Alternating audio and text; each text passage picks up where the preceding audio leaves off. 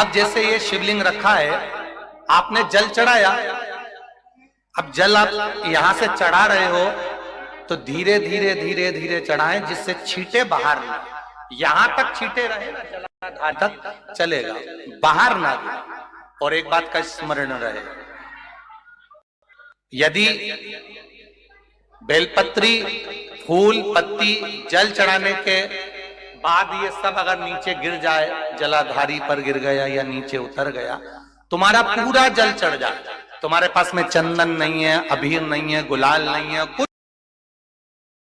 अपने हाथ की 3 उंगलियों से रेखा 3 खींचकर और फिर जो माला आदिकादिक भगवान की रखी थी, उसी से भगवान का वापिस पूरा श्रृंगार कर कर फिर वापिस आइए, भगवान को पूर्ण श्रृंगार।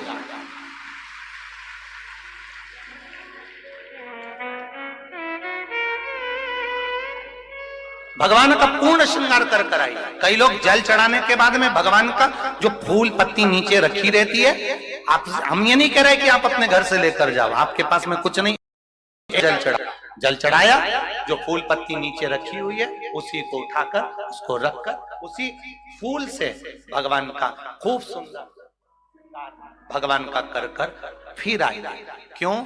शिव का जब हम श्रृंगार कर कर आते हैं, माता पार्वती जी ने देव अधिदेव महादेव का श्रृंगार किया है, आप लोगों के स्मरण में होगा,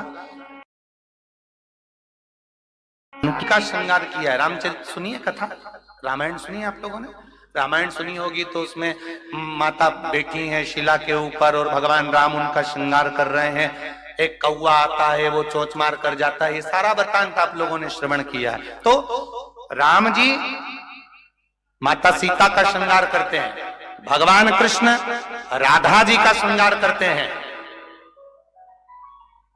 केवल एक देव अधिदेव महादेव की कथा ऐसी है जिसमें पार्वती जी शिव जी का श्रृंगार करती है।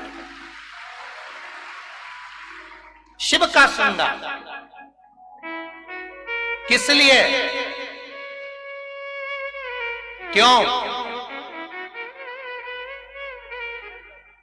कहा जल चढ़ाने के बाद वहीं पर पड़ी हुई पत्ती से, फूल से, जो चढ़े हुए फूल हैं, चढ़ी हुई पत्ती है, चढ़ा हुआ निर्माल्य है, जो भी शिव जी का है, उसी को धोकर वापिस भगवान का श्रृंगार कर कर आना चाहिए।